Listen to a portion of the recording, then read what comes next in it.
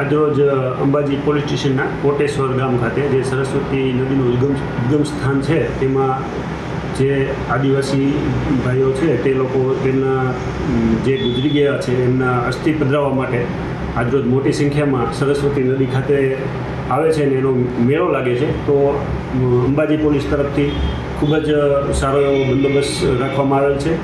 કોઈ અનિચ્છનીય બનાવ ના બને તેની પૂરતી તકેદારી રાખવામાં આવેલ છે અને 50 જેટલી પોલીસ બંદોબસ્તમાં છે અને 2 પેટ્રોલિંગ મોબાઈલ સતત પેટ્રોલિંગ કરી રહી છે અને હાલ મેળો શાંતિપૂર્વક ચાલી રહ્યો છે।